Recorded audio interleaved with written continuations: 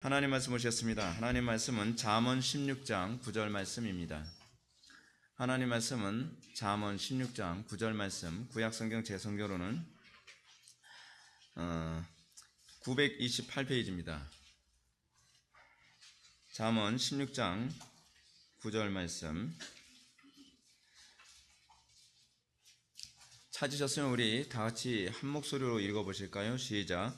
사람이 마음으로 자기의 길을 계획할지라도 그의 걸음을 인도하시는 이는 여호와시니라. 아멘. 이 시간은 2019년 여름 수련회 이제 신론 네 번째 강의가 되겠습니다. 열린 신론은 정당한가? 라는 제목으로 하나님 말씀 증거하도록 하겠습니다. 열린 신론은 정당한가?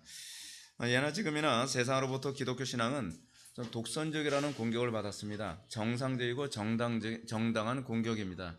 어느 시대든지 기독교가 좋은 종교다, 기독교가 괜찮은 종교다, 굉장히 수용력 있고 포용력 있고 굉장히 사람들을 좋아할 만한 종교다, 그런 말 들어본 적 없습니다.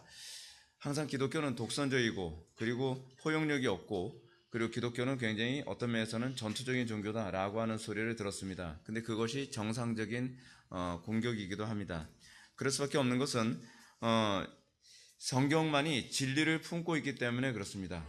그래서 사람들이 우리한테 그렇게 하면, 야, 니네들만 옳냐? 그러면 그래, 우리만 옳다. 우리는 이렇게밖에 얘기할 수가 없습니다. 이게 독선이 아니라 이게 우리가 거짓말을 안 하는 거예요. 예수님께서 그런 말씀하지 않으셨나요? 내가 틀렸다 하면 내가 거짓말하는 자로다. 그렇죠? 우리가 거짓말하지 않으면, 야, 니네들만 옳냐? 그럼 그래요, 우리들만 옳아. 어쩔 수 없어. 니네들은 틀렸어 라고 얘기하는 거죠. 요즘은 직선화법이 되게 좀 유행 아닙니까? 직선화법 하게 되면 사람들이 당황하죠. 자, 성경을 떠나서 조금이라도 우리는 더하거나 감하면 사실 그것이 죄라고 합니다. 우리는 더할 수 없고 감할 수 없습니다. 그래서 우리는 그것 때문에 우리는 세상으로부터 공격받을 수밖에 없습니다. 근데 예수님이 그러셨습니다. 예수님 정말 말씀 잘하시는 분이시죠. 탁월한 달변 가셨습니다. 왜냐하면 예수님 자체가 말씀이시니까요. 근데 그 말씀이신 예수님조차도 하나님의 말씀이 공격받는다고 해서 그들의 비유를 맞추려고 하거나 하나님의 말씀을 감하려 하거나 하나님의 말씀을 더해서 그들의 비유를 맞추려 들지 않았습니다. 하나님의 말씀을 있는 그대로 더하거나 감하지 않고 증거하셨습니다. 물론 그럼으로써 오는 소위 우리가 생각하는 부작용 같은 게 있었죠. 뭐죠? 십자가를 지게 되는 겁니다. 고난을 당하게 되는 겁니다. 의로 인해서 핍박을 받는 것입니다. 근데 이것은 부작용이 아닙니다. 이것은 하나님의 백성된 정체성이라고 마태복음 5장의 8복에서는 우리들에게 얘기해주고 있습니다. 그렇기 때문에 기독교 신앙에서 타협이란 존재하지 않습니다. 성경에서 타협은 하나님께 대한 중대한 죄로 간주되어집니다. 하나님의 진노와 심판을 받게 되어지는 원인이 바로 타협에서 나타나게 됩니다. 성경이 요구하는 이런 태도를 충실하게 견지하는 기독교는 당연히 세상으로부터 포용과 관용이 부족하다는 공격을 받게 되죠. 포용과 관용이 부족한 것이 아니라 우리가 이것을 조금이라도 포용하거나 조금이라도 관용하거나 조금이라도 뒤로 물러서게 되면 그곳에 지옥이 되어버리고 말기 때문에 그렇습니다. 오늘날 기독교가 이 세상의 소금과 빛의 역할을 감당하지 못하는 이유가 어디 있죠? 우리는 자꾸 제가 우리 지체들하고도 얘기하면서 그런 말씀 많이 드리지만 기독교가 세상에 적응하려고 하는 것이 문제입니다. 사람들이 우리 교회 성도들 보고 이제 그런 질문을 많이 합니다. 아이들 이렇게 가르치면 아이들 학교에서 어떻게 적응하려고요? 어떻게 적응하라고 이렇게 가르칩니까? 라고 얘기하면 저는 이렇게 대답합니다. 우리가 왜 적응을 해야 되죠? 여러분, 그 논리 자체가 잘못된 거예요. 기독교가 왜 세상에 적응해야 되죠? 그리고 우리들이 왜 세상에 적응해야 되죠?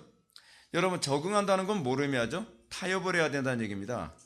적당히 그 사람들 화되는 것을 우리는 적응이라고 얘기합니다.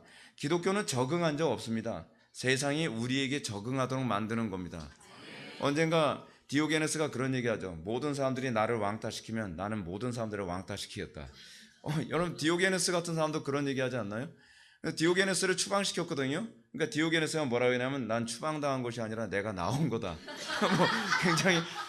굉장히 디오게네스다운 소리.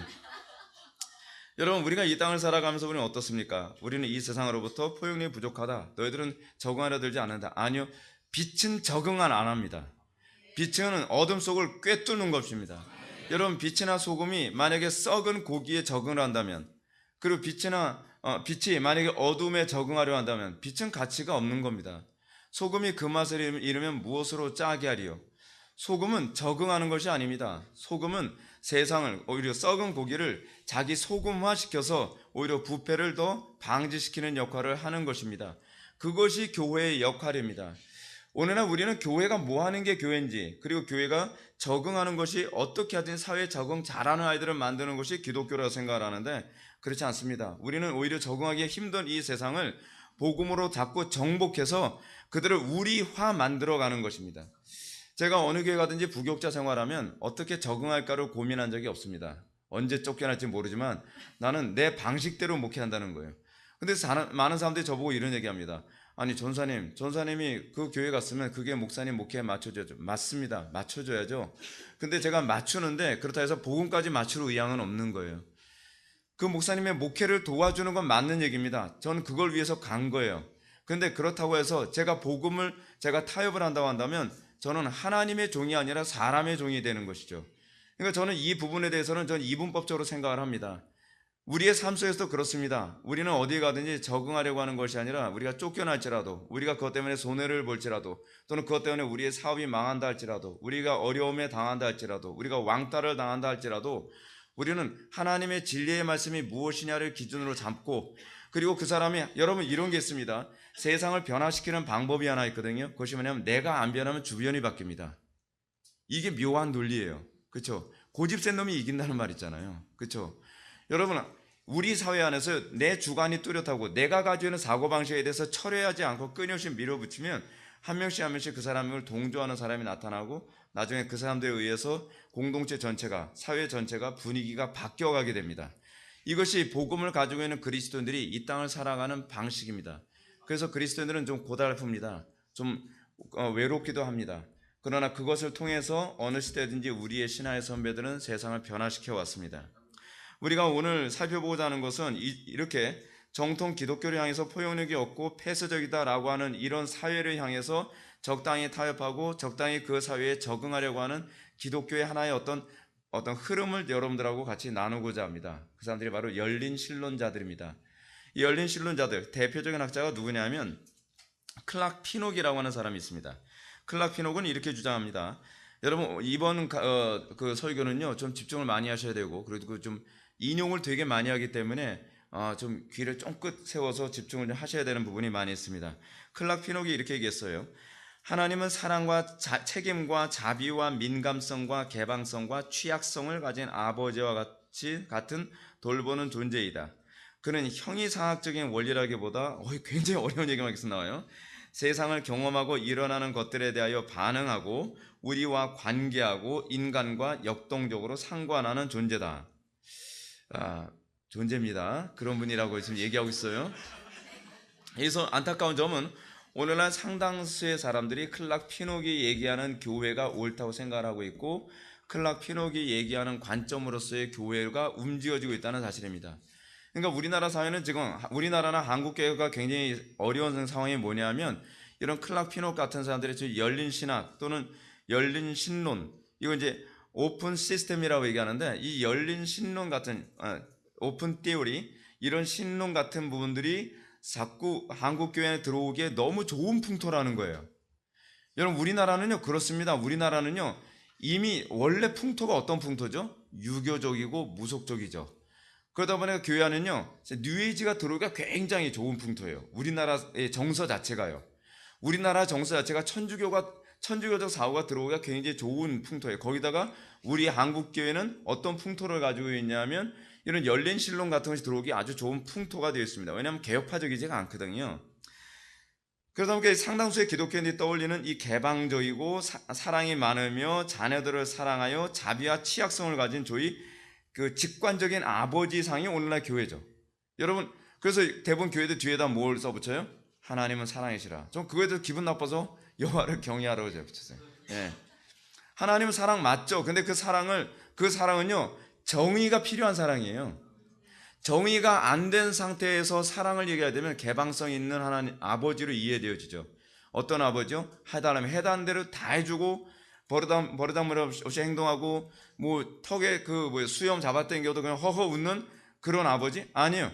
우리 하나님은 그런 하나님 아닙니다. 수염도 없으시지만 우리 하나님은 그런 하나님 아니십니다. 여러분 여기서 이 취약성이라는 말을 잠깐 얘기해 봅시다. 여기서 이 클락 피녹이 하나님은 사랑과 책임과 자비와 민감성과 개방성과 취약성을 가진 아버지래요. 취약성. 이런 취약성을 가졌다는 얘기가 무슨 얘기일까요? 취약성이란 하나님께서 자녀된 신자가 어떻게 행동을 딱 하면 그거에 대해서 계속 계획을 바꾸시는 분이에요. 예, 그런 하나님이라고 생각을 하는 거예요. 이거 되게 심각한 거거든요. 그러니까 예를 들어서 예정론을 이 사람들은 반대합니다. 예정론을 반대하는 이유가 뭐냐면 뒤에서 우리가 말씀드리겠지만 자유의지 때문에 그런 거예요. 하나님 우리가 자유의지를 하나님께서 우리에게 주셨는데 이 자유의지 때문에 사람이 예를 들어서 하나님께서는 에덴 동산을 딱 창설하시고 아담과 하와가 선악과를 안 따먹길 바라셨겠죠. 근데 아담과 하와가 선악과를 그때 난데없이 따먹은 거예요. 그래서 하나님께서 굉장히 취약하신 분이다 보니까 그래 따먹었으니까 이제 계획을 또 수정해야 되겠네. 그러면 기독론 만들어야 되겠다. 예수님 출동 뭐 이런 식으로 새로운 또 계획을 또 만드시는 거예요. 또 계획을 이렇게 만드셨는데 아담과 하와가 또 자녀를 낳았어요. 근데 자녀를 낳았는데 다 그 아벨 같은 거 괜찮은데 또 가인 같은 게 태어났네요. 가인이 또 생각지도 않게 아벨을 때려 죽였어요. 그래서 계획 수정 계속 그게 하나님의 취약성이라고 생각하는 거예요. 여러분 어떻습니까? 이런 하나님 믿을만 합니까? 이런 하나님이 여러분 좋은 하나님이라고 생각합니까? 근데 클락 피녹은 하나님은 이런 하나님이라고 생각하는 거예요. 그것이 하나님의 취약성이라는 거죠. 근데 하나님은 끊임없이 수정 보완하면서 우리의 어떤 자유의지를 계속 허용하시는 그런 하나님이시라는 거죠. 특히 한국 기독교인들에게 하나님은 공의보다는 어떤 하나님이요? 관용, 그렇죠? 심판보다는 사랑, 엄격함보다는 포용적인 하나님으로 더 많이 비춰지고 있지 않나요? 그렇기 때문에 교회 안에서도 질서를 어기거나 잘못을 범하는 일이 있으면 뭐래요? 은혜대로 합시다. 은혜대로 합시다. 뭐 동계산 하다가 돈 안 마시면 은혜대로 합시다. 얼렁뚱땅 영수증 없는데 은혜대로 합시다. 누구 주머니인지도 모르는데 그냥 은혜대로 합시다. 은혜대로 합시다. 은혜대로 합시다 해서 나온 결과가 무엇입니까? 교회가 콩가루가 돼요. 교회가요. 하나님은 은혜가 풍성하시고 자비로우시며 죄인들, 물론 여러분들 은혜라는 용어도 다시 정의하고서 얘기해야 될 문제거든요. 근데 은혜라는 개념도 제대로 정의되지 않은 상태에서 사람들은 은혜라는 말을 의미도 모르고 막 사용해요. 저는 한국 교회 안에 가장 심각한 문제는 그거라고 생각합니다. 우리가 일상적으로 사용하는 용어들을 제대로 정의도 하지 않고 규정도 안 하면서 무슨 말인지 모르게 그냥 생각나는 대로 얘기하는 거예요. 그냥 듣기 좋으니까. 옛날에 그 학교 다닐 때 우리 그 동기 중 하나가 그 오후 교회 다니는 자매가 하나 있었거든요. 오후 교회 어떤 교회인지 대충 알 거예요. 어감 비슷한 교회 있어요. 근데 그 오후 교회 다니는 자매인데 그 자매 맨날 섬김, 사랑 뭐 맨날 그거 이렇게 겸손 굉장히 근데 절대로 안 섬겨요. 절대로 자기는 섬기질 않아요. 맨날 남이 교만하다고 맨날 다른 사람 정죄하고 자기는 섬기지 않아서 왜 나를 섬겨주지 않냐 그래요. 아니 네가 섬기라고 네가. 그러면 또 자매거든요. 맨날 삐져요. 그래서 한동안 또 얼굴 보기 힘들어져요. 또 이거 되게 심각한 문제거든요. 심각한 문제. 그러니까 우리는 아름다운 용어를 사용하면서 이것이 기독교라고 생각해요. 입만 사는 기독교. 그 기독교가 그게 아니거든요. 기독교는요 굉장히 강력해요. 냉철해요. 선이 분명합니다. 근데 이와 함께 우리가 하나님은 은혜롭고 풍성하시고 자비로우시며 죄인들의 죄를 무한히 용서하시는 분이신 건 맞지만 우리는 또 한면으로는 하나님은 공의로우시고 진노하시며 심판하시는 분이시라는 것도 기억해야만 합니다. 제가 아까도 이제 여기 앉아서 우리 지체들하고도 그런 얘기 나눴는데 우리는 자꾸 교리나 신학을 평면적으로 이해하는 경향이 많이 있거든요. 제가 이번에 자살에 관해서 동영상 하나 찍었더니 어떤 분이 그런 얘기 했잖아요. 목사님은 구원론적으로 설명을 했다는 거예요.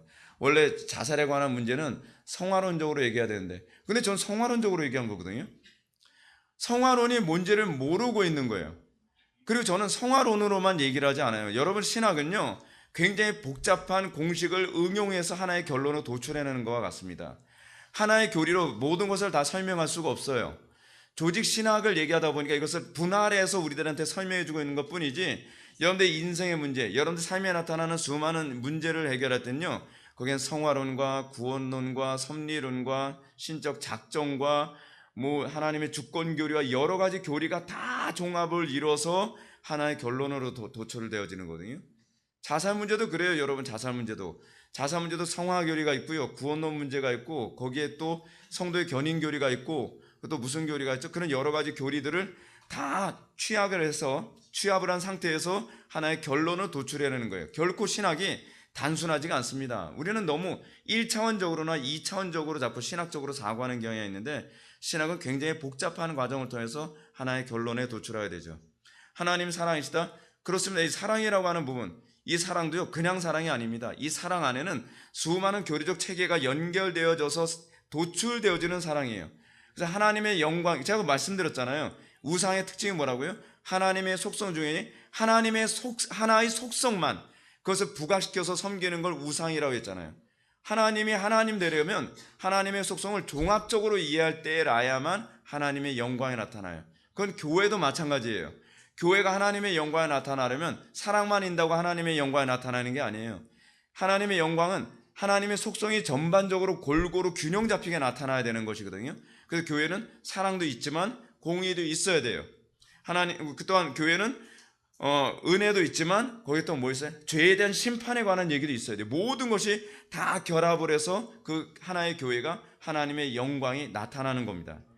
근데 우리는 이런 기독교가 뭔지를 본 적도 없고 생각해 본 적도 없는 경우가 많다는 것이 문제죠. 그래서 우리가 이 하나님의 속성 중에 자비로우시고 사랑이 많으시고 은혜로우시고 죄인들을 무한히 용서하시는 이런 부분만 강조하게 되면 어느 쪽으로 가죠? 무율법주의로 가죠. 또 반대쪽의 그 부분을 주로 강조해야 되면 어디로 가죠? 율법주의로 가죠. 근데 이 둘을 딱 균형을 잡으면 뭐가 되죠? 복음이 되는 거예요. 그러니까 신앙은 그래서 뭐예요? 균형입니다. 균형.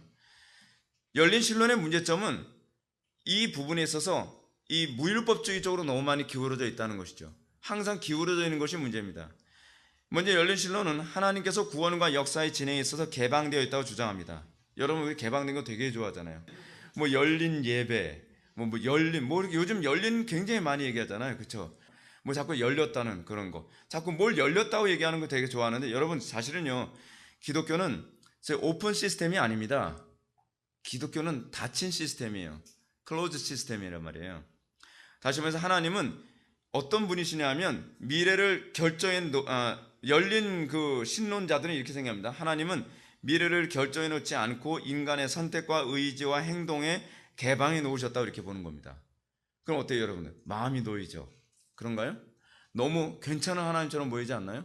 너무 답답하게 보이지 않죠. 그러니까 사람들이 우리 기독교는 어떻습니까? 뭐 작정됐어, 결정됐어, 누가 구원받을지 구원받지 않을지 결정됐어. 그걸 이중 예정이라고 하잖아요. 그리고 역사는 이미 다 결정됐어. 모든 게 다 닫힌 시스템이에요. 여러분 왜 기독교는 닫힌 시스템일 수밖에 없는지 아시나요? 이런 게 있어요 여러분. 어떤 특정한 시스템이 오류가 많을수록 많이 열려 있어요. 열려 있다는 건 무슨 얘기죠? 항상 수정 보완을 할 준비가 되어 있다는 얘기예요. 근데 완벽한 시스템일 경우에는 그게 열려 있으면 되나요? 안 되나요? 안 되죠. 그래서 하나님은 완전하시고 하나님은 지혜로우시고 하나님은 절대적인 분이시기 때문에 그 하나님에게서는 더하거나 감할 필요가 없어요. 그렇기 때문에 하나님께서 이 세상을 창조하시고 이 세상을 운용하는 데 있어서는 닫힌 시스템일 수밖에 없어요. 닫힌 체계라는 얘기죠. 근데 이 사람들은 하나님께서 열려있다고 생각해요. 열려있다는 말 속에는 우리는 무엇이 내포되어 있죠? 하나님은 전지하지 않아요. 하나님은 전능하지 않아요. 이런 부분이 내포되어 있는 표현이에요. 그래서 하나님은 어떨 수밖에 없어? 취약할 수밖에 없어요. 사실 하나님께 취약이라는 속성은 존재하지 않습니다. 그러니까 여러분 이 속성을 제대로 이해하는 게 너무 중요해요. 이 클락 피녹은 하나님이 취약한 속성이 있다고 생각하는 거죠. 이런 주장을 하는 사람들은 자동적으로 뭐를 얘기하냐면 자유의지라는 것을 얘기합니다. 우리들이 너무 좋아하는 단어 아닌가요? 우리한테는 자유의지가 있잖아요. 뭐 이런 얘기요. 그래서 꼭 이런 얘기 했다는 거 눈물을 글썽하면서 얘기해요. 우리에게 자유의지가 있잖아요. 인간에겐 자유의지가 있으며 하나님은 인간의 자유의지에 의하여 자신이 어떻게 행동할 것인지를 결정하는데 하나님은 취약하시다는 거예요. 그래, 네가 결정하면 또 수정해야지 뭐. 네가 결정하면 또 수정해야지. 이런 거예요. 열린 신학자들은 인간의 자유로움을 위해 하나님께서 자신의 절대성을 포기한다고 생각해요. 그러니까 이 사람들이요, 여러분 이렇게 얘기하는 겁니다. 하나님이 절대적이지 않다고 얘기하면 이게 자기네들이 이상한 이단이 되잖아요. 하나님은 절대적인데, 근데 그 하나님은 절대성을 스스로 포기하셨어. 왜요? 겸손하셔서. 아니, 그게 겸손인가요? 근데 사실은 그 얘기는 무슨 얘기냐면 하나님이 절대적이지 않다는 얘기예요. 인간은 그렇게 교활합니다. 하나님이 절대적이지 않다고 까놓고 얘기 안 해요. 하나님이 절대적이지 않다고 얘기하지 않고 절대적이신데 그분이 절대성을 포기하셨다라고 은근슬쩍 넘어가죠. 제가 천주교에 관해서 제가 말씀드렸죠. 천주교에서는 마리아를 숭배합니다. 사실이에요. 근데 그 사람들은 마리아 숭배 안 한다고 합니다. 우리는 흠숭하고 존경하는 것 뿐이라고 얘기합니다. 그런데 실제로는 마리아를 교리적으로는 숭배하고 있는 겁니다. 교활하죠. 근데 이런 교활성이 오늘날 많은 그런 거짓된 신학 안에 내포되어 있어요. 이 열린 신론에서도 그겁니다. 하나님의 개방성이라는 책 서문에서 클락 피녹이 이렇게 얘기합니다. 하나님은 이 주고받기식 관계의 위험을 수용하시지만 자신의 궁극적 목표를 이루시기 위한 일을 수행함에 있어서 자신이 무한의 자원이며 동시에 능력을 가진 존재이다. 때로는 하나님 자신이 홀로 그러한 목표를 어떻게 이룰지 결정하신다. 때로는 하나님이 홀로 그것을 결정하신대요. 다른 경우에 하나님은 인간의 결정과 함께 일한다. 그럼 여러분 여기서 문제가 되는 게 뭔지 아세요? 때로는이 언젠가요? 하나님께서 홀로 결정하실 때는 언젠가요? 이거에 대해서 선이 불분명해요. 이게 다 립서비스밖에 안 된다는 얘기예요. 그러면서 이렇게 얘기합니다. 그러기 위해서 자신의 계획을 변하는 상황에 적합하도록 수정하신다. 하나님은 일어나는 모든 것들을 조절하지 않는다. 오히려 그분은 자신의 피조물로부터 유입되는 것을 수용하기 위해 자신을 개방한다. 여러분들이 어떤 돌출 행동, 그러니까 이 개구리가 어디로 튈지 몰라요. 전 세계 수많은 개구리들이 있는데 그 수많은 전 세계 개구리들이 어디로 튈지 모르는데 그 수많은 수십억의 그 개구리들이 튈 때마다 하나님은 계획을 계속 수정하시는 거예요. 얼마나 복잡하게 인생을 살아가시는지 그분이. 사랑의 대화 속에서 하나님께서 우리의 사랑의 대화를 하시면서 하나님은 미래가 실제가 되도록 하는 일에 사람들이 하나님과 함께 협력하기를 초청하신다. 얼마나 듣기 좋습니까? 여러분 이렇게 얘기하게 되면 사람들이 하나님에 대해서 거부감 없겠죠. 제가 누누이 말씀드리지만 하나님을요 너무 착한 분으로 만들지 마세요. 우리는 성경에 나온 하나님보다 너무 착하게 만들려고 애를 쓰고 성경에 나오는 하나님보다 우리는 더 너무 정의롭게 만들려고 애를 쓰는 경향이 있어요. 근데 그건요 인간이 만든 신이라니까요.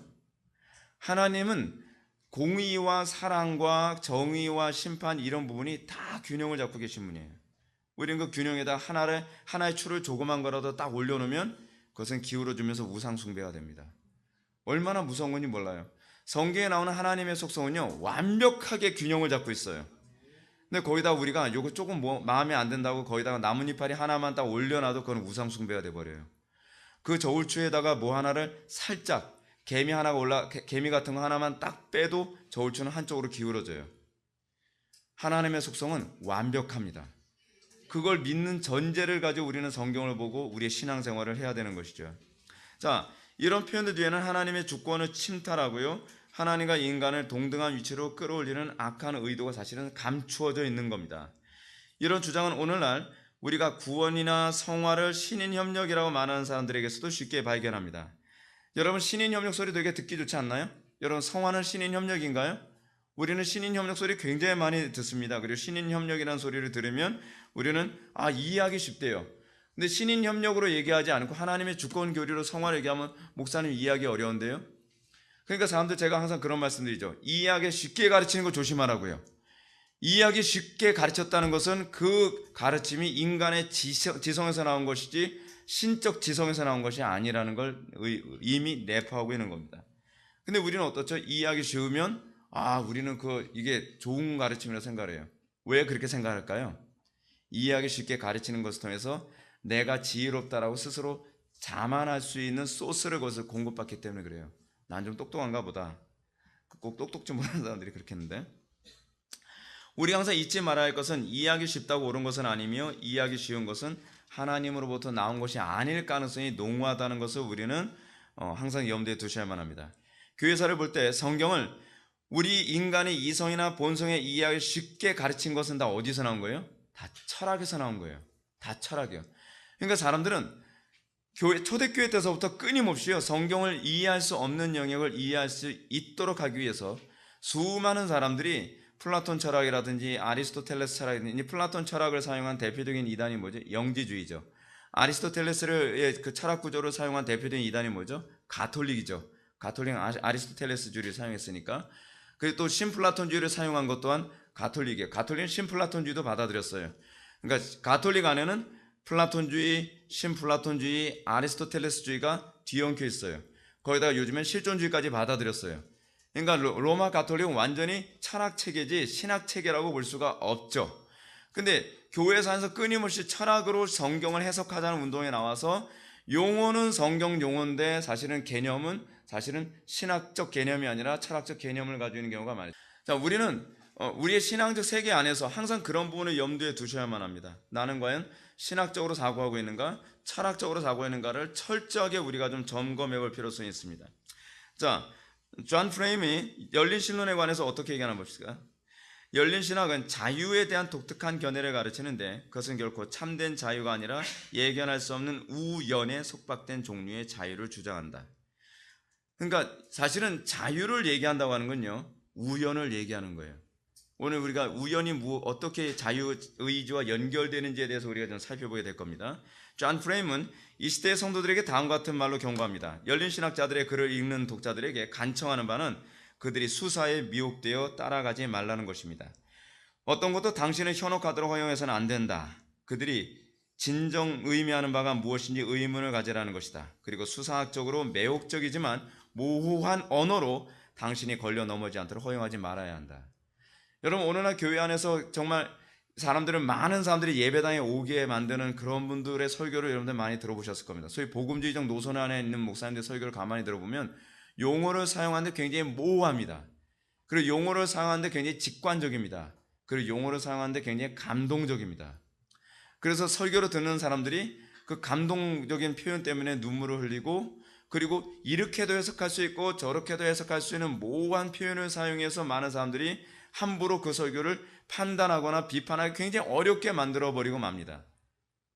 언젠가 로이드 존스 목사님이 설교를 하니까 어떤 분이 이런 얘기합니다. 목사님은 왜 설교를 그렇게 남들에게 공격에 받기 좋도록 명확하게 설교하시나요? 라고 질문을 던진 거예요. 그러니까 로이드 존스 목사님이 이렇게 얘기합니다. 복음은 명확성이다. 복음이 명확하지 않다고 한다면 성도들은 믿음을 지키기에 확신을 가질 수가 없다는 거예요. 근데 오늘날 우리는 얼마나 많은 설교와 모호한 걸 좋아하죠? 우리는 사실 그런 설교 좋아합니다. 내 마음대로 내 그 악한 마음이 비껴나갈 수 있도록 해석할 수 있게 설교해주는 그런 설교를 좋아하죠. 특히 열린 신론자들은 굉장히 사람들이 좋아할 만한 용어를 사용합니다. 하나님은 포용적이다. 얼마나 좋아요? 하나님은 자비로우시다. 그리고 하나님은 개방적이시다. 우리가 좋아할 수 있는 용어를 다 사용합니다. 이 열린 신론자들이 사용하는 언어는 사람들이 좋아할 수 있는 용어의 종합 선물 세트예요. 그러니까 얼마나 사람들이 그것에 미혹되는지 몰라요. 근데 그것에 사람들이 속고 있다는 생각을 해요. 그러면서 이 클락 피녹 같은 사람들은 이렇게 얘기합니다. 열린 신론자들은 이렇게 얘기해요. 오늘날 기독교가 왜 많은 사람들이 교회에 들어오지 않고 있느냐? 그것은 참신하지 않기 때문에 그렇다. 왜 전통적인 교리에 사람들이 매몰되게 만드냐? 이제는 교회도 바뀌어야 된다. 적응해야 된다는 거죠.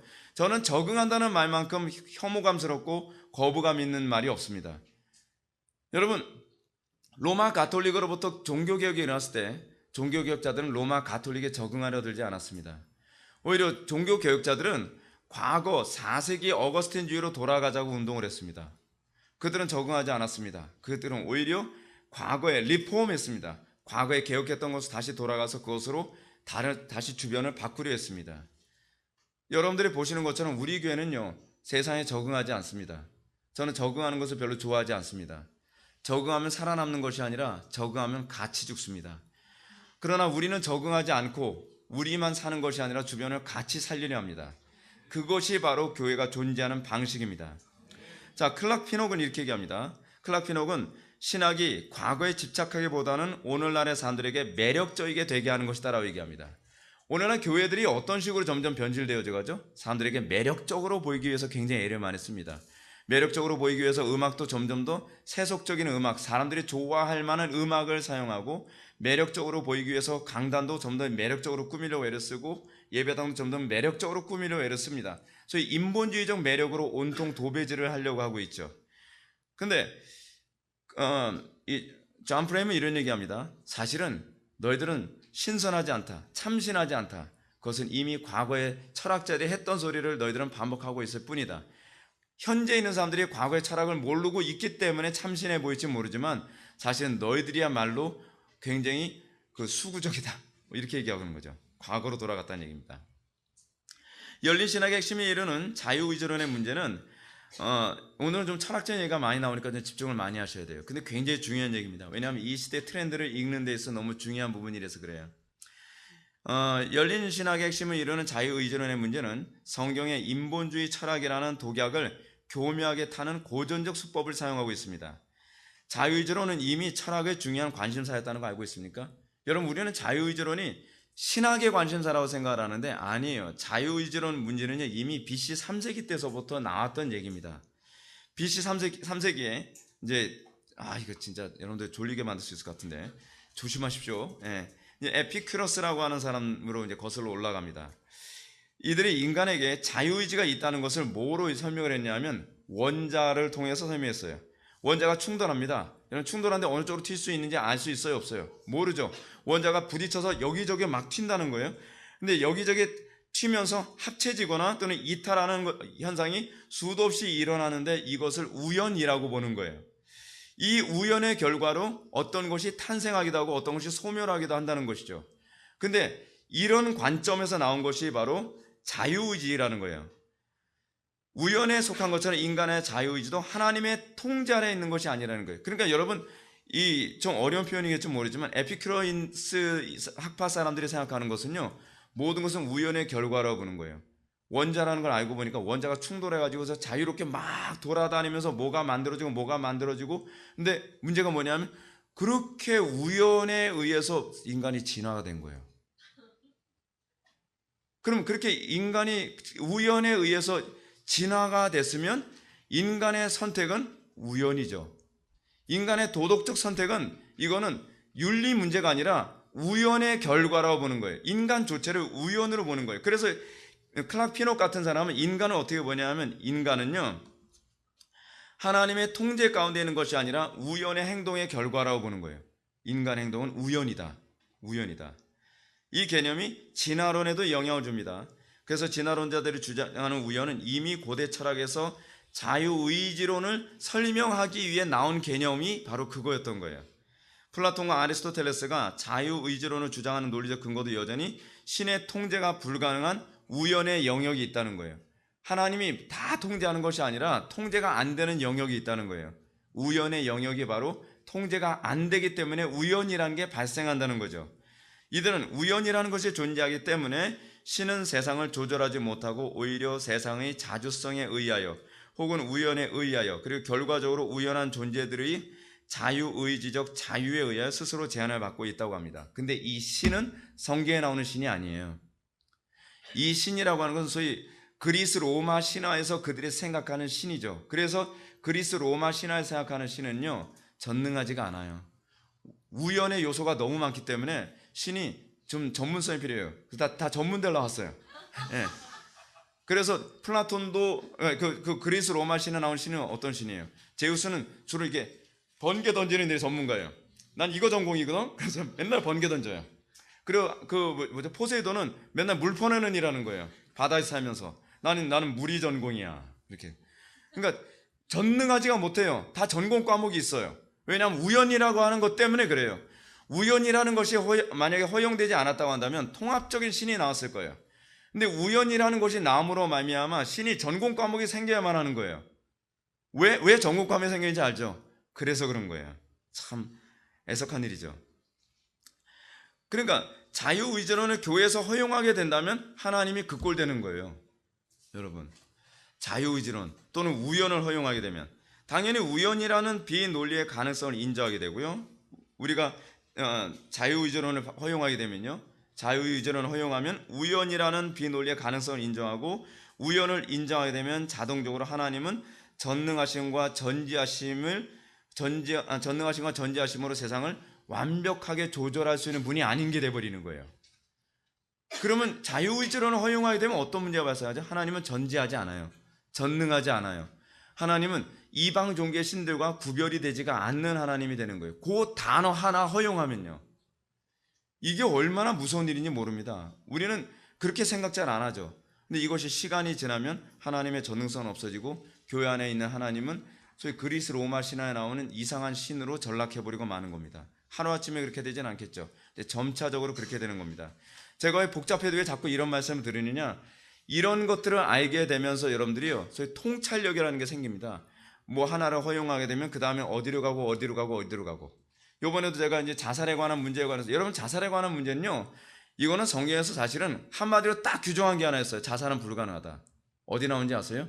하나님께서는 시험에서 넘어질 만한 때 어떻게 해요? 하나님께서 피할 길을 주신다. 이미 그곳으로 이미 자살은 불가능하다는, 하나님의 백성들이 자살이 불가능하다는 걸 이미 입증이 되죠. 하나님의 백성이 자살할 정도까지 되면 하나님께서는 피할 길을 열어주신다는 얘기예요. 근데 문제는 자유의지를 그러니까 자살을 우리가 그토록 반대하는 이유가 뭐냐면, 자살을 허용하게 되면 그 다음에는 뭐로 가버려요? 또 다른 죽음과 관련되어진 신학적 체계를 다 허용하게 되어진단 말이에요. 그래서 어떤 문제가 발생하냐면, 자 보십시오. 인간의 행동이 그러니까 자유의지의 결론이고, 그리고 자유의지는 우연의 결과라고 합시다. 자, 그러면 어떤 문제가 발생하는지 아세요? 그러면 우연의 결과로서의 행동을 과연 도덕적인 책임을 물을 수 있나요? 없죠. 예. 예를 들어서 인간이 원숭이에서 인간으로 진화했어요. 내가 진화를 한 것뿐인데 나한테 도덕적인 책임을 묻지 마, 이렇게 돼버리는 거죠. 내가 인간이 되고 싶어서 된 게 아니죠. 우연히 된 거거든요. 그러니까 예를 들어서 이런 문제가 발생해요. 여러분 납득이 잘 안 될지 모르겠는데 이런 식이 돼버린 거예요. 어떤 사람이 충동으로 누구를 죽였어요. 근데 죽였는데 우리는 이거를 뭐라죠? 살인죄라고 규정을 하죠. 근데 그 사람들은 뭐라고 생각하냐면 우연히 죽였다고 하는 거예요. 우연히 죽인 것에 관해서 어떻게 책임을 물을 수 있죠? 그렇죠? 안 되죠. 그러니까 이 우연이라고 하는 영역을 하나를 딱 허용해주면 도덕성이라고 하는 것은 인간에게 존재하지 않게 돼요. 그러니까 도덕적 결정에 대한 책임을 물을 수가 없게 되고요. 그리고 그것으로 인해서 하나님은 인간을 심판할 근거도 없어지게 돼요. 인간은 우연의 결과일 뿐이에요. 그렇다면 하나님은 우연의 결과 행위를 심판한다는 것이 아무런 성립이 안 된다는 얘기죠. 자유의지로는 인정하게 되면 얼마나 큰 문제가 발생하는지 알아야만 합니다. 자유의지 밑에 깔려있는 전제들은 이런 거예요. 어떤 영원한 계획에 의해 세상을 조절하는 인격적 존재를 용인하지 않는다. 하나님께서 세상을 조절하신다. 하나님께서 세상을 작정하시고 섭리하신다. 그럼 어떤 문제가 더 발생하는지 아세요? 여러분들의 인생에 대해서 해석이 안 돼요. 여러분들 인생에 있어서 누구를 만나고, 여러분들 인생에 있어서 어떤 사건이 터지고, 여러분들 인생에 있어서 어떤 그 교통사고가 일어나고 뭐 여러 가지 사건이 터졌을 때 이걸 우연이라고 본다면 여러분들은 그럼 어떻게 되죠? 인생의 문제를 해석할 수 없게 돼요. 그럼 어떻게 되죠? 허무주의로 가는 거예요. 존 프레임이 지적하는 것처럼 세상은 체계적인 원인에 의해 자율적으로 기능을 발휘한다라고 하는 사고에서 출발하는 것이죠. 그러므로 자유의지론을 주장하는 사람들의 가장 큰 걸림돌은 주권적이며 인격적인 하나님의 개념이에요. 그 사람들은 하나님의 주권성과 하나님의 인격성에 가장 거슬려요. 왜냐하면 우연에는 인격이 존재하지 않거든요. 그리고 우연을 인정하려면 주권이 존재해서는 안 되거든요. 그래서 이 사람들은 어떻게 하든지 그들의 설교 가운데 하나님의 주권을 얘기를 안 하려고 해요. 그리고 하나님의 인격을 얘기하려고 하지 않아요. 얘기를 안 하니까 그냥 안 하는 것뿐이라고 생각을 하는데 사실은요, 의도적으로 안 하는 거예요. 성도들은 그걸 잘 모르죠. 그래서 로이드 존스 목사님이 뭐라고 얘기하는지 아십니까? 잘못된 설교란 잘못된 교리를 얘기하는 것만이 잘못된 것이 아니라 해야 될 얘기를 하지 않는 것 또한 동일하게 잘못된 설교다. 근데 우리는 그걸 볼 줄 모르죠. 근데 이런 부분에 관해서 눈이 열리게 되면 왜 저 목사님이 그 부분을 짚어주진 않지? 왜 목사님이 여기서 그 얘기를 하셔야 되는데 왜 얘기를 하지 않지? 라고 하는 감각이 생겼을 때 우리가 올바른 설교와 잘못된 설교를 분별할 수 있는 능력이 생기는 거죠. 그러므로 자유의지론을 주장하는 열린신론주의자들은 악의 기원을 자유의지를 가진 인간이 자유로운 선택을 통해 행동한 결과라고 봅니다. 그러면 이제 어떻게 돼? 하나님의 책임이 없어지는 거죠. 하나님이 악이 나오도록 하셨다라고 얘기하지 않아도 되는 거죠. 지금 우리가 사실은 궁지에 몰릴 때가 어떨 때 궁지에 몰리죠?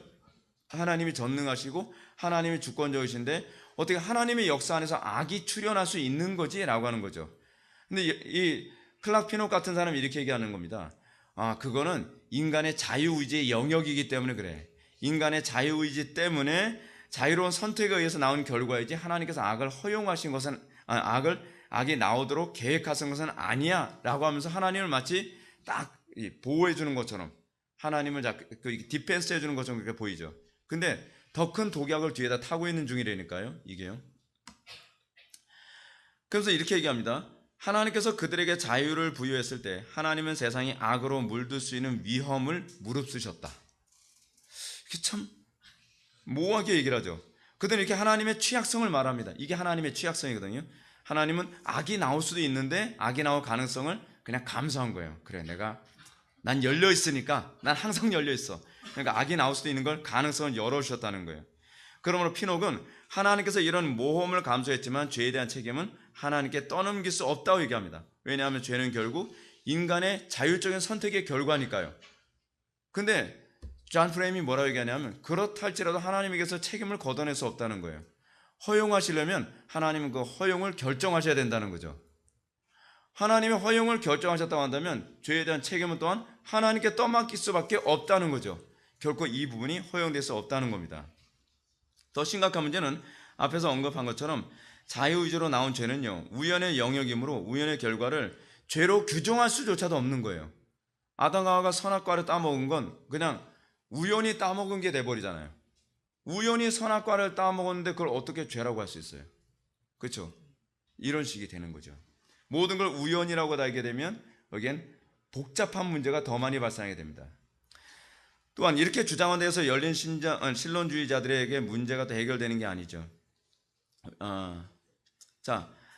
왜냐하면 하나님께서 자유로운 선택에 맡기셨다면 이 또한 하나님이 또 무책임한 하나님이 돼버리고 마는 거예요. 그렇죠? 아담과 범죄할 수도 있는데 그냥 팔짱만 딱 끼고 있었으면 하나님은 얼마나 무책임한 하나님이십니까? 존 프레임의 지적처럼 그는 아주 위험하며 통제 불가능의 화학 반응을 일으킬 것이라는 결과를 알고 있음에도 불구하고 모르는 채 잠재적으로 놔둔 그런 과학자하고 똑같다는 거예요. 그렇죠? 저거 터질 줄 아는 거예요. 저거 놔주면 저거 터지게 돼 있어. 근데 나는 자율적으로 저 통한테 맡긴다니까. 이런 식인 거예요. 그 얼마나 속 터지는 소리입니까? 예. 이런 주장은 하나님을 비인격적인 이신론의 하나님으로 만드는 거예요. 하나님은 자연법칙만 딱 만들어 놓고 터지든 말든 그건 니네들 책임이야. 하나님의 인격성을 제거하는 방법 중 하나가 이런 식으로 인격성을 조금씩 제거해 나가는 거죠. 여러분, 사람 상당히 영리하지 않나요? 이게 사람입니다. 열린 신론은 이처럼 부드럽고 달콤한 가르침 속에서 치명적인 그 독을 계속적으로 타는데 능숙합니다. 그럼 우리는 과연 열린 신론주의자들의 주장에 대해서 어떤 태도를 견지해야 될까요? 이 질문에 대답하는 가장 핵심적인 접근은 하나님의 주권에 대한 인간의 자유의지를 어떻게 해석할 것인가에 관한 문제입니다.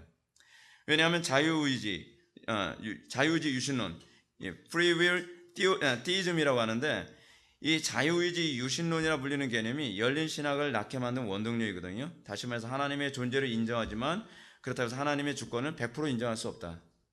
거기엔 인간의 주권도 어느 정도 허용해 줘야 된다.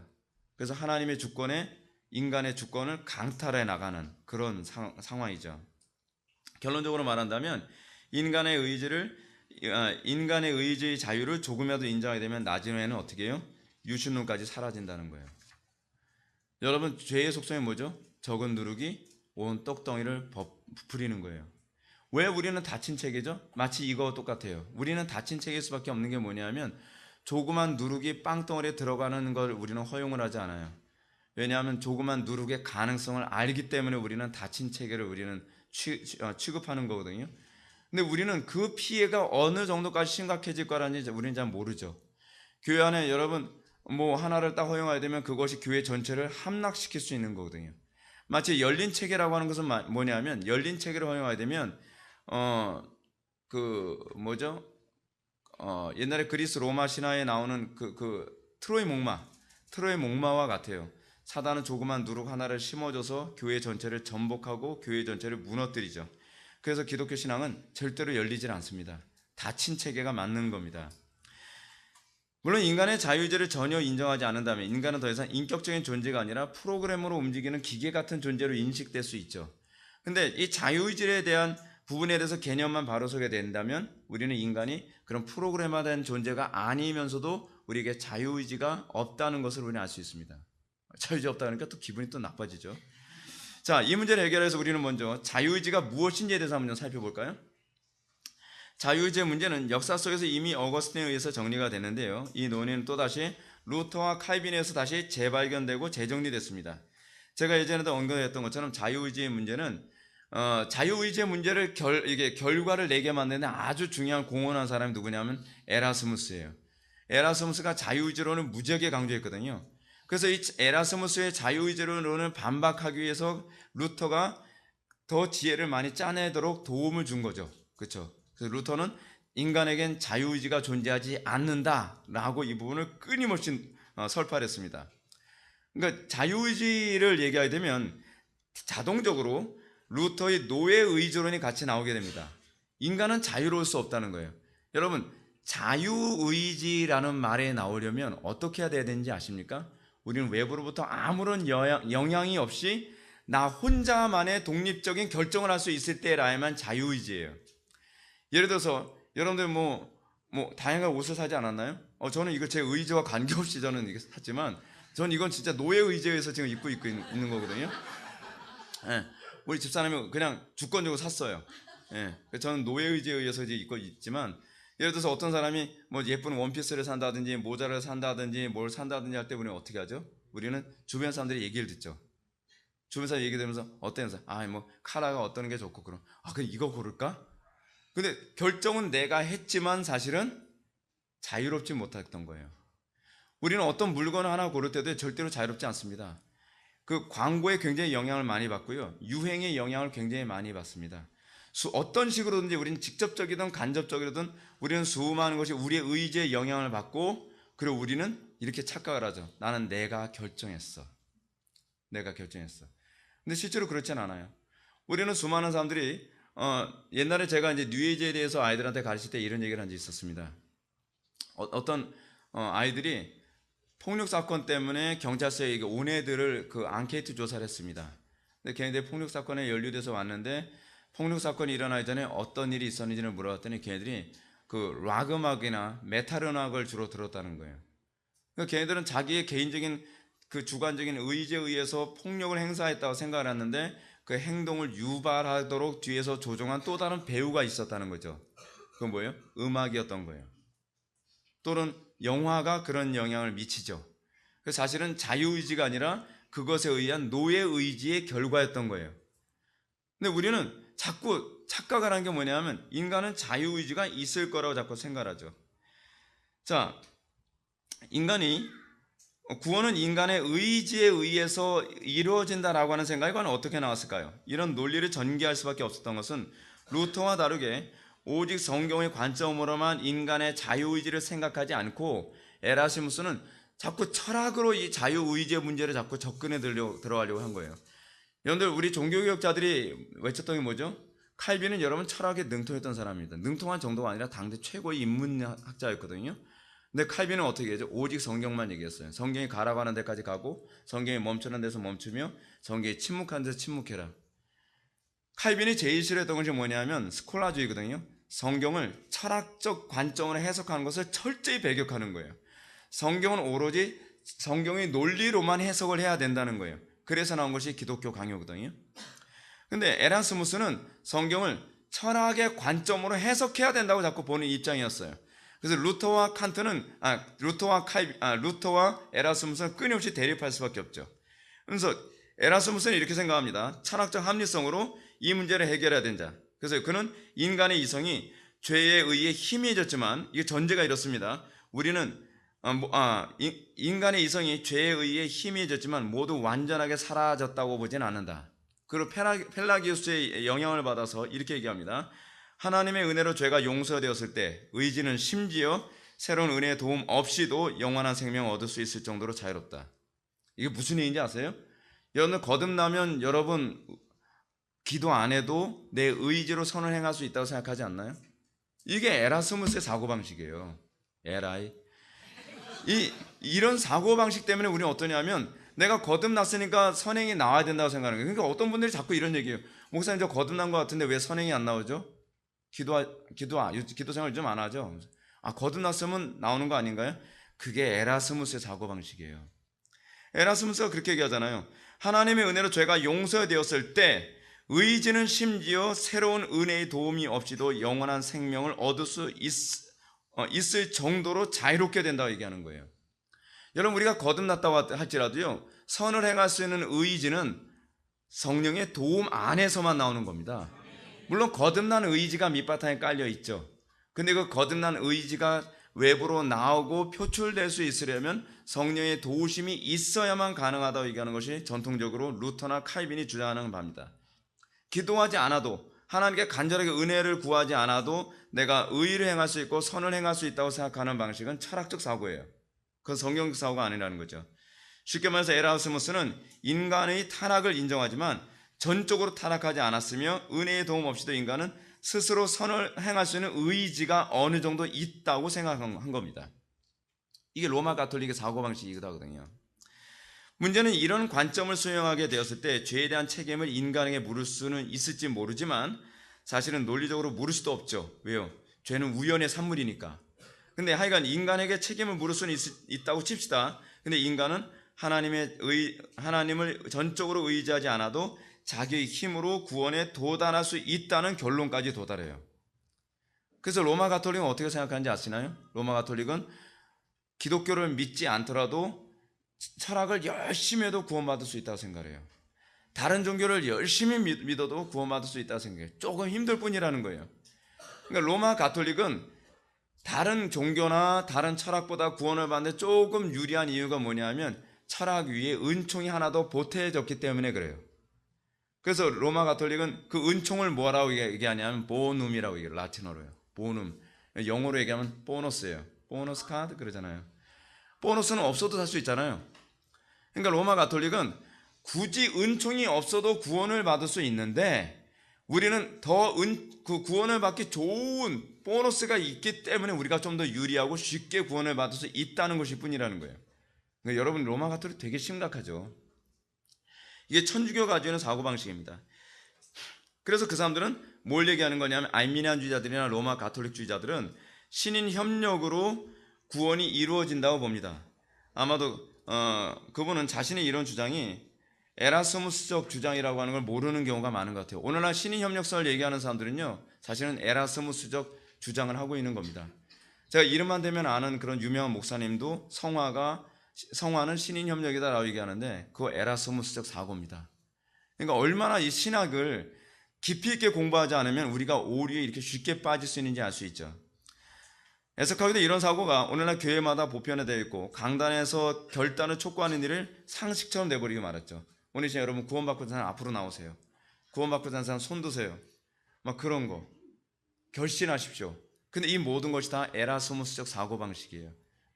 굉장히 위험한 사고입니다. 자, 이런 에라스무스적 관점이 교회 안에 침투함으로 나타난 가장 심각한 문제는 교회가 점점 기도를 등한시하기 시작한다는 겁니다.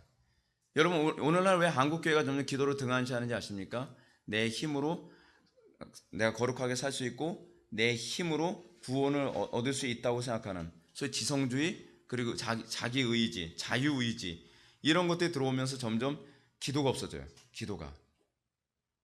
근데 문제가 뭐냐면 개혁파 교회 안에 기도가 없어졌다는 게 문제예요. 개혁파 교회 안에서 왜 사람들이 기도를 잘 안 할까요? 개혁파 교인들도 선을 행하기 위해 필요한 것은 더 많은 교리다. 더 많이 알면 더 성화될 수 있을 거라 생각해요. 나에게 성화가 안 나타나는 이유를 뭐라고 생각하는지 아세요? 요즘 개혁파 교인들은 내가 교리적으로 좀 더 부족해서 그런 거 아닌가요? 아예 그냥 고시촌으로 들어가세요. 성화되고 싶으면. 맨날 신학만 공부하세요. 근데 그런다고 해서 여러분 성화되는 게 아닙니다. 내가 지식이 부족해서 성화가 안 된다거나 내가 지식이 부족해서 죄 문제가 해결되지 않는 게 아니에요. 그건 우리가 죄를 이길 능력이 없기 때문입니다. 근데 개혁파 교회는 자꾸 배우는 데 가요. 배우는데 더 많이 배우던데. 그래서 요즘 개혁파 교회 어떤 사람들은 막 책을 산더미처럼 쌓아놓고 머리 좋은 사람들 막 스캔을 해가면서 쉭. 전에 우리 교회 그런 스캐너가 한 번 오셨거든요. 그 스캐너, 제 이름이 기억 안 나서 그냥 스캐너라 그럴게요. 그분이 그 스캐너가 우리 교회 오셨는데 그 성도님은 조나단 에드워즈를 읽고 나서요. 조나단 에드워즈에서 뭐 잘잘잘 얘기해요. 그래서 제가 우리 교회에서 뭐 권증을 한다니까 그렇죠. 교회는 권증을 해야 됩니다. 교회는 이렇게 해야 됩니다. 조나단 에드워즈는 이렇게 얘기했죠. 아, 그렇군요. 저는 몰랐는데 훌륭하십니다. 조나단 에드워즈 어떤 책을 보면 그렇게 얘기하겠죠. 아, 그 책 내가 못 봤는데. 네, 알겠습니다. 근데 문제는 뭐냐면 그분 예배 시간에 예배를 안 해요. 예배 시간에 찬송 가지고서 뭐 남들 다 찬송할 때 다른 찬송 펴놓고서 밑쪽에서 거기서만 막 적어요. 그치, 이 가사는 교리적으로 이런 거지. 설교 시간에 설교를 안 들어요. 그리고 교회에서 자꾸 문제를 자꾸 일으켜요. 그래서 제가 그분을 불렀습니다. 아, 성도님 잠깐 들어와 보시죠. 좀 목양실 좀 와보세요. 우리 교회 성도님 목양실 잠깐 와보세요. 되게 힘들어해요. 네, 네, 잠깐 들어와 보세요. 딱 그랬더니 그분이 딱 들어오더니 왜 그러시는데, 아니 제가 이러이러한 사건을 목격했는데 고치셔야 됩니다. 그랬더니 이분이 권징을 반드시 해야 된다라고 눈이 뚫어지게 레이저 같은 눈으로 쳐다보면서 얘기했던 사람이, 갑자기 이렇게, 아니 아이가 왜 나오지? 그럼 제가 조나단 에드워즈를 인용해야 될 이제 찬스 아닌가요? 아니 근데 야단 한참 맞고 나더니 목양실 나가면서 뒤도 안 돌아보면 딱 나고 문 꽝 닫고 나가는 거예요. 그 이후로 본 적이 없어요. 그 스캐너를요. 문제가 뭔지 아시죠? 우리는 배우면 성화가 일어난다고 생각하는 거예요. 아니에요. 배우면서 성화가 일어나는 것이 아니라 성령의 도움으로 주권적으로 성화가 일어나는 겁니다. 우리가 이 부분을 이해하지 못하니까 이 노예 의존론에 대한 이해가 없는 거예요. 노예 의존론이 뭔가요? 루터의 주장을 한번 들어볼까요? 한 사람의 구원으로부터 시작해서 성화가 나타나는 데 있어서 이렇게 얘기합니다. 인간의 의지가 전혀 무능하다. 여러분 여러분들 결단해서 구원받나요? 아니에요. 하나님이 주권적으로 구원하세요. 완전 노예 의지예요. 그죠? 또 루터는 이렇게 얘기합니다. 은혜 없이는 인간의 의지와 이 의지의 노력이 무효하다라고 주장했습니다. 왜냐하면 인간은 하나님의 은혜가 없다면 죄의 노예로 행동할 수밖에 없기 때문에. 여러분 아무리 거듭났어도요, 여러분 성령께서 여러분 돕지 않으시면 여러분들은 죄의 노예로 살아가게 되겠어요. 왜냐하면 우리 육체는 아직 변화된 육체가 아니잖아요. 그래서 사도 바울이 로마서 7장에서 그 얘기하잖아요. 오라 곤고한 사람이로다. 이 사망의 몸에서 누가 나를 건져내랴. 내 속에 두 개의 법이 있어요. 거듭났기 때문에 두 개의 법이 있는 거거든요. 하나는 육체의 법을 섬기고 하나는 성령의 법을 섬기는데, 은혜가 없으니까 자꾸 육체의 법으로 자꾸 기울어 가는 거예요. 그러니까 사도 바울이 로마서 8장 넘어가면서 찬송하리로다 라고 얘기하면서 성령에 관한, 은혜에 관한 얘기를 하거든요. 아무리 거듭난 사람도 성령의 은혜가 있을 때라야만 비로소 죄의 그 힘을 이길 수 있는 거죠. 그걸 사도 바울은 뭐라고 얘기합니까? 의의 노예됨이라고 얘기하는 거죠. 우리는 의의 노예되지 않고서는 결코 죄의 노예로부터 자유로울 수가 없어요. 그러니까 인간은 의의 노예로 살 것인가 죄의 노예로 살 것인가, 이 두 개의 기로에 서 있어요.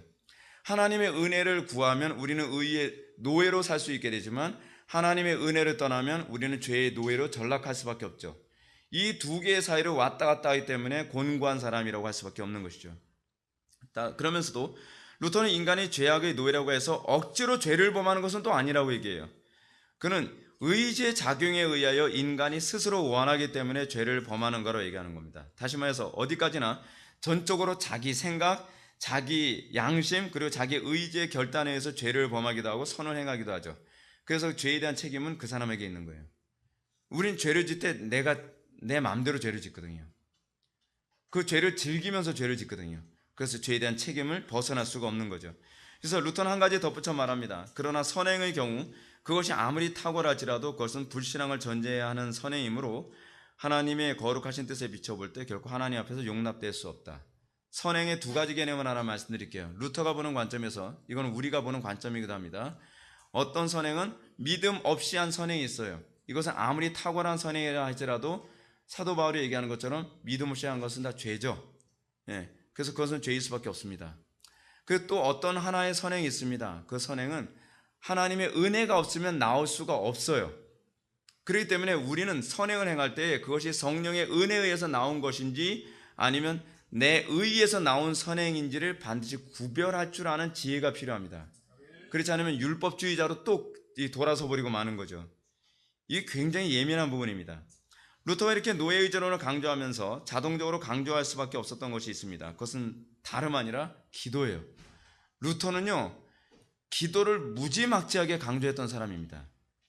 하이델베르크 요리문답 116문을 보면 하나님께서는 그의 은혜와 성신을, 성령을 얘기하는 거예요. 옛날 고고체다 보니까 하나님께서는 그의 은혜와 성령을 오직 탄식하는 마음으로 쉬지 않고 구하고 그것에 대해 감사하는 사람에게만 주신다. 어떤 사람에게만 성령을 주세요? 감사함으로 쉬지 않고 구하는 사람에게만 성령을 주신다는 거예요. 기도하지 않고 선을 행할 수 있는 능력 없고요. 기도하지 않고 하나님의 은혜가 우리에게 나올 수 있는 방법이 없어요. 여러분, 알에서 태어나도 소용이 없어요. 예수님조차도 원죄 없이 태어나셨음에도 불구하고 예수님이 하셨던 일이 뭐죠? 쉬지 않고 기도하신 거예요. 여러분, 원죄가 없어도요. 그냥 여러분들 그렇게 생각하죠. 우리에게 기도의 본을 보이려고. 아니요, 기도의 본을 보이려고가 아니라 그게 바로 마지막 아담의 삶이라고 하는 걸 보여주는 거예요.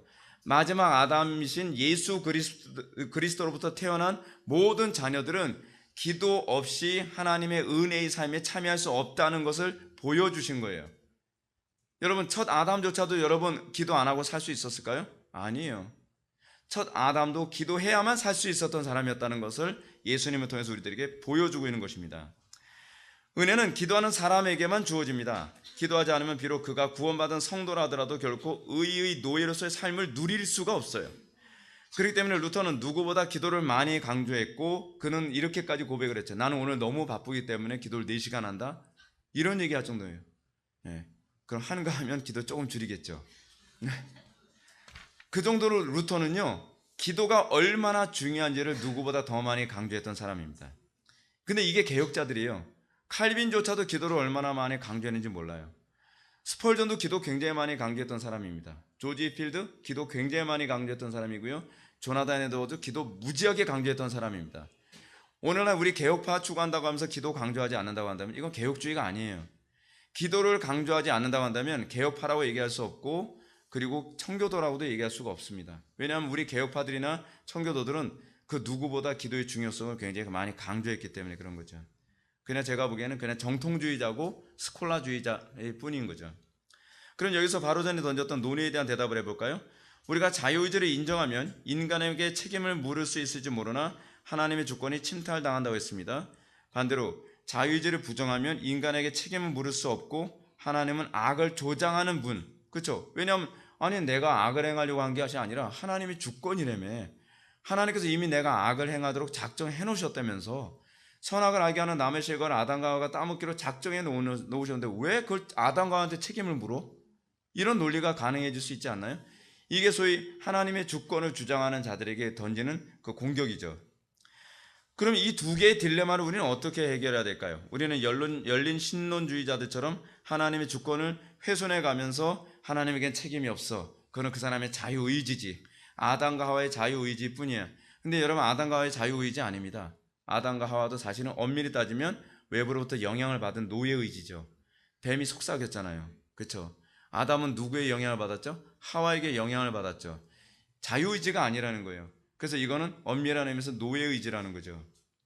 자, 그럼 우리는 이거 어떻게 봐야 되나요? 이 문제에 대해서 우리는 성경이 닫힌 체계를 가르치고 있다는 것을 먼저 염두에 둬야만 합니다. A closed system이죠. 성경이 닫힌 체계를 가르치고 있는 이유는 하나님의 전능하심과 전지하심의 속성 때문에 그래요. 하나님은요, 완벽하세요. 거기에 더하거나 감할하등의 이유가 없어요. 근데 문제는 이것이 우리를 혼란스럽게 만들어요. 근데 여러분, 이 부분과 관련해서 아주 위대한 신학자가 이런 얘기를 했죠. 하나님은 지팡이를 가지고서도 일직선을 그릴 수 있다. 이게 참 놀라운 표현 아닌가요? 그렇죠? 하나님이 인간의 죄악을 가지고도 합력하여 선을 이루실 수 있는 분이에요. 인간이 오류를 범할지라도 하나님의 선하심에 대해서는 아무런 지장이 생기질 않아요. 어떻게 그게 가능하냐고요? 하나님은 전능하시기 때문에. 뭐 이런 논리가 다 있어. 근데 이게 맞는 논리인 걸 어떻게 해요? 이게 맞는 논리예요. 하나님의 말씀에 우리는 더하거나 감할 필요가 없습니다. 하나님은 결코 취약하지 않습니다. 그 오류가 없으시며 전능하시기 때문에 인간에 의해서 무엇을 더하거나 빼야 하나님이 온전해지는 것이 아닙니다. 우리는 하나님을 온전하게 하기 위해서 어떻게 해요? 하나님이 성경에 기록된 하나님보다 착하게 만들려고 뭐 어떤 얘기까지 나왔죠? 이런 얘기까지 나온 거예요. 구약의 하나님 어떻죠? 굉장히 잔인하시죠. 구약의 하나님은요, 이스라엘 백성들에게 가나안 땅 전쟁을 딱 나가면 헤렘 전쟁을 선포했어요. 씨를 말려. 아니 그거예요. 어느 정도 씨를 말리죠? 애는 애고 여자고 가리지 않고 다 죽이라는 거예요. 근데 짐승에게 무슨 죄가 있다고? 근데 짐승도 다 죽여버렸어요. 그냥 완전히 씨에다 말려버리고 거기는 재물들까지 싹 다 불태워버렸어요. 그게 헤렘이거든요. 이제 한국말로 번역하면 진멸전쟁이에요. 그러다 보니까 구약신학자들, 어떤 자유주의 구약신학자들은 뭐라 했냐면 구약의 하나님과 신약의 하나님이 다른 하나님이라고 얘기해요. 왜냐하면 하나님이 선하시고 하나님이 굉장히 선하신 하나님이신데 그 속성에 안 맞는다는 거예요. 아니요. 선의 개념이 다르기 때문에 그래요. 우리는 선의 개념을 잘못 이해하고 있죠. 하나님은 너무 착하게 만들려고 하다 보니까 구약의 하나님과 신약의 하나님을 자꾸 나눠버리려고 하는 오류에 빠지죠. 우리는 어떻게 해석을 해야 되죠? 하나님의 선이 무엇이기에 저것을 허용하시고 명령하시는가를 생각을 해야죠. 우리가 생각하는 선의 개념에 하나님을 맞추기 위해서 이것을 재해석해야 될 필요성이 있는 게 아니라는 거예요. 자, 그래서 우리가 그런 차원에서 우리가 무엇보다 하나님에 대한 그 관점을 다시 한번 생각해 봅시다. 따라서 열린 체계를 인정하게 된다면 우리는 무엇보다 하나님께서 통제하지 못하는 영역이 있다고 볼 수밖에 없죠. 특히 우연의 산물로 진화된 인간은 더욱더 통제 불가능한 존재가 되어버립니다. 인간이 우연의 산물이란 말은 하나님의 통제가 불가능한 존재라는 것이고 그것을 대표하는 표현이 바로 자유의지죠. 자유의지. 그러니까 여러분 자유의지 얘기하면 인간은 통제 불가능하며 인간은 우연의 산물이라고 보는 관점, 이런 식으로 머릿속에 딱 정리가 되어야만 합니다. 자, 그럼 하나님은 어떤 자가 되죠? 어떤 분이 되죠? 역사의 주관자가 아니에요. 그 역사는 누가 주관하나요? 사람이 주관하는 거예요. 그리고 하나님은 그 서포트해주기 바쁘신 분밖에 되지 않는 거예요. 수많은 개구리들이 날뛰는 게 역사예요. 하나님은 그 개구리가 여기저기로 날뛸 때마다 그 뒤치다거리하게 바쁜 하나님으로 보게 만드는 것이 바로 열린 신학입니다. 하나님의 권위를 완전히 밟아버린 거죠. 완전히 철저하게 밟아버린 겁니다. 하나님은 속수무책이에요. 이런 대책 없는 인간들이 사방으로 막 튀니까 속수무책으로 그냥 헉헉대면서 이거 뒤치다거리가 바쁜 거예요.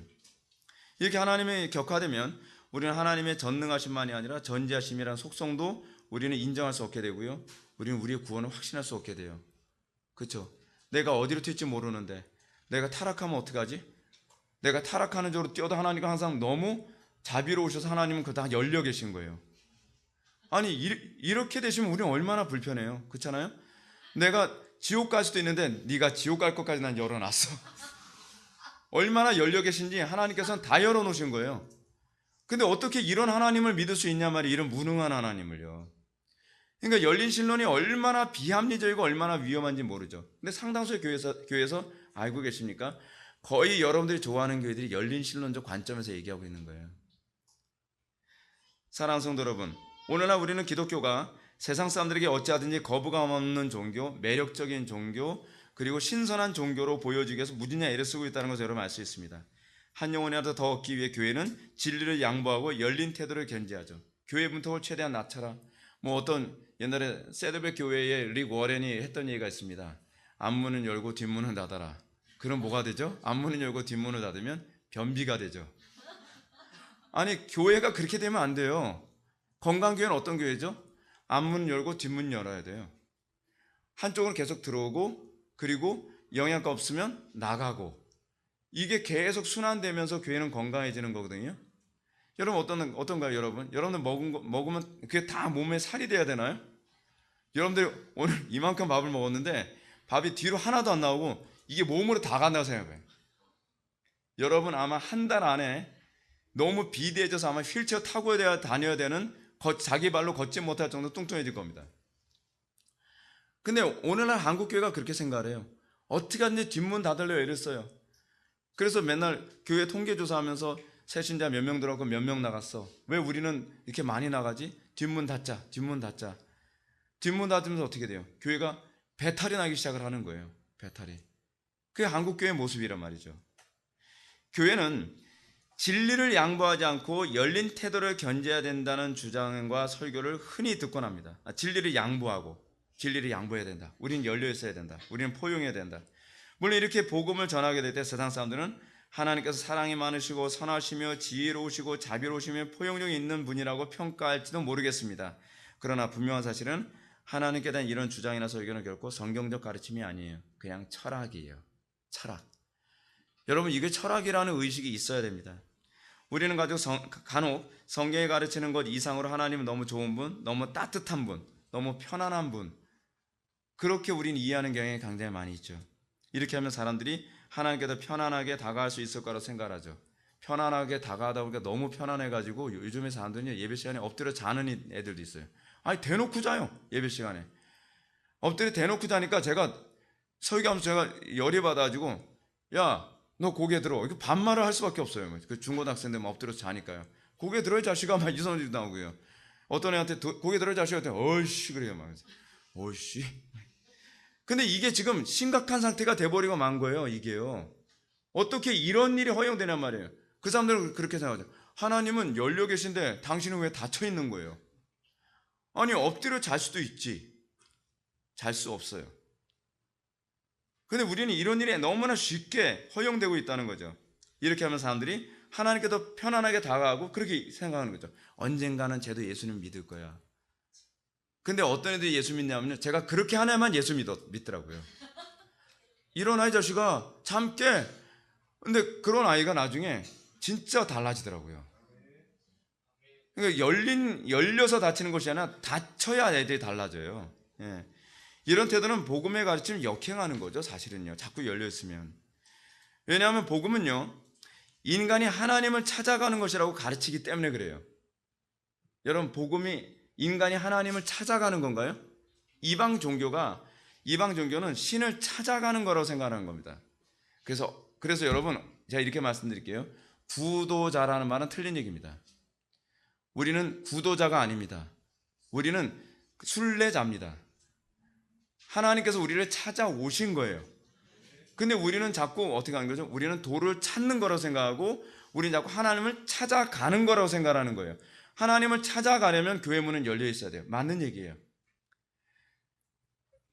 우리 기독교 신앙이 사람들이 하나님을 찾아가는 것이라고 한다면 더 많은 사람들이 예배당에 와야죠. 근데 우리가 선택과 예정이라는 교리를 믿고 하나님이 선택해서 구원을 받는 것이라고 한다면 교회는 닫혀야 돼요. 교회 문턱이 높아야 돼요. 그럼 이렇게 얘기하죠.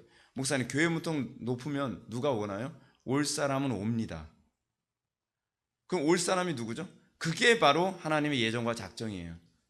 복음을 전하는데, 십자가의 복음을 전하는데, 자기를 부인하라고 복음을 전하는데 다 시큰둥한데 정말 하나님의 택한 백성 거기에 반응을 해요. 그래서 예정과 선택을 믿을 수밖에 없어요. 왜냐하면 이런 황당한 말을 믿잖아요. 자기를 부인하고 십자가 지고 그리고 네 재산을 팔아 이웃과 나누고 너는 나를 따르라. 그런데 따라오는 사람이 이상하잖아요. 그 사람이 택한 백성이죠. 한 번은 우리 동기 그 목사님, 이제 그 당시 전도사님이었는데 전도 무지하게 열심히 하는 그 동기가 있었거든요. 그 친구는 뭐 아무 데서나 전도를 해요. 전천에서 전도하는데 어떤 사람들한테 전도를 하는데 이 사람은 들을 생각을 안 해요. 계속 듣기 싫어서 막 그래요. 근데 웃긴 게 반대쪽 사람이 이러고 있어요.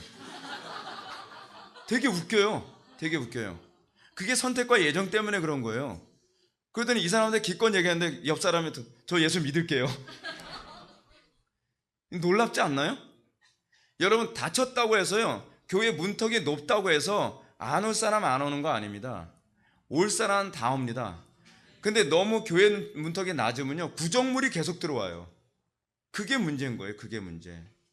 복음의 원리를 잘 기억하십시오. 복음은 인간이 하나님을 찾아가는 것이 아니라 하나님께서 인간을 찾아오신 것입니다.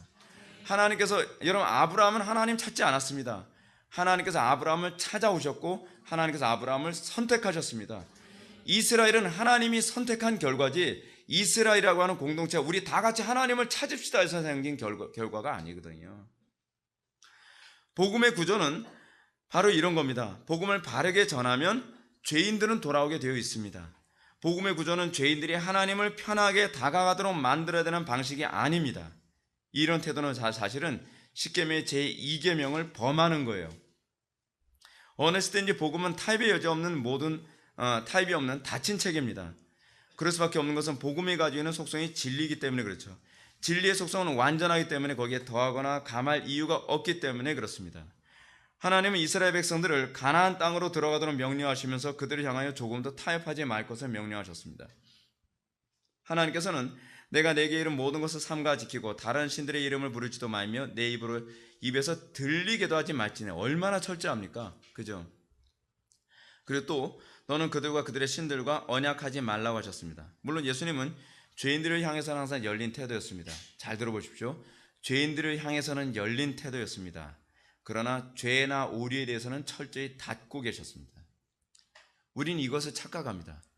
우리는 죄와 오류에 대해서 열려 있고 죄인들에 대해서는 닫혀 있지 않나요? 교회 안에 정말 죄 문제를 해결하기 위해서 오는 사람들, 세리와 창기들을 보면 어떻게 하죠? 아, 저 더러운 인간. 옛날에 동거들 때 보니까 인상 더럽더라. 저희는 못 들어오게 해. 우리는 교회 안에 문제 일으킬 만한 사람들이 들어오기 굉장히 꺼려해요. 그렇죠? 그래서 우리는 딱 그 선입견을 가지고 전도하지 않나요? 저 인간 우리 교회 문제 이렇게 생겼나 문제 안 이렇게 생겼나. 얼굴에 험상 깊고 문신 좀 생겼으면 저 인간 오면 교회 문제 이렇게 생겼는데. 근데 여러분 그런 사람들 중에서 만약에 난 죄 문제 때문에 고민합니다. 그 사람이 교회 오는 거예요.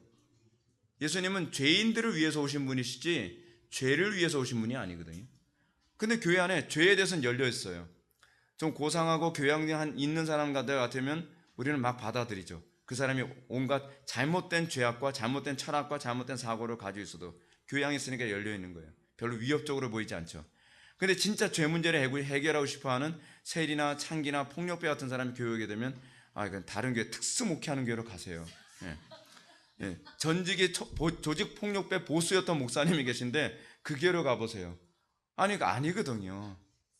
우리는 너무나 복음을 잘못 이해하고 있어요. 닫힌 곳에, 닫혀야 될 곳에 열어놓고 열어야 될 곳에 닫아버린단 말이에요. 그러니까 교회가 힘을 못 쓰는 이유가 바로 거기에 있는 겁니다. 사도 바울이 여러분 얼마나 닫혀있는지 아십니까? 형제들아, 내가 지금까지 할례를 전했다면 어찌하여 지금까지 박해를 받으리요? 그리하였으면 십자가의 걸림돌이 제거되었으리니. 사도 바울은 이 세례의 문제에 대해서는 철저히 닫혀 있었습니다. 핍박이 와도 굽히질 않는 거예요. 핍박이 와도요. 성경은 세상 사람들에게 박해를 당하더라도 진리를 지키라고 가르칩니다. 그러나 해석하기도 오늘날 교회는 이와 반대로 죄인들을 향해서는 닫혀 있고 죄에 대해서는 열린 태도를 견지하고 있습니다. 세속의 철학과 사상에 대해서는 다 열려 있어요. 무방비 상태에 다 열려 있어요. 그래서 죄인들은 못 오게 다 막는 거예요. 어디 너희들 더러운 인간들이 교회 이 거룩한 곳에 들어오냐고 얘기합니다. 이것이 썩은 거예요. 다른 게 썩은 게 아닙니다. 세리와 창기들을 배척한 게 누구였죠? 바리새인들이었죠. 예수님이 나는 죄인들을 위하여 왔다라고 얘기하는데 우리는 마치 세리와 창기들처럼 죄인들이 오는 걸 되게 싫어해요. 무엇보다 제가 여러분들에게 강조하고 싶은 것은 이것입니다. 교회가 세상에서 소금과 빛의 역할을 감당하려면 세상과 같아지려 하지 마시고 세상이 우리와 같아지도록 하십시오. 우리는 이걸 잊어서는 안 됩니다. 이렇게 되려면 우리가 먼저 세상과 구별되어야 하고 우리의 정체성이 분명해야만 합니다. 무엇이 소금인지 무엇이 빛인지 정체성을 회복하는 것에서 시작해야 됩니다. 곳곳에서 교회마다 이 정체성을 회복한다면 교회는 세상으로부터 칭찬보다는 고난이 오겠죠. 그러나 세상은 점점 더 거룩해질 것입니다. 우리가 고난을 당하는 것을 통해서 거룩해져요. 소금은 녹은 만큼 그만큼 부패를 방지합니다. 빛은 자기 몸을 태운 만큼 그만큼 빛을 발하죠. 이 땅을 살아가면서 우리는 끊임없이 우리가 세상을 향해서 어떻게 정체성을 지켜나갈 것인가에 관한 이 고민을 쉬지 않고 해야만 될 것입니다.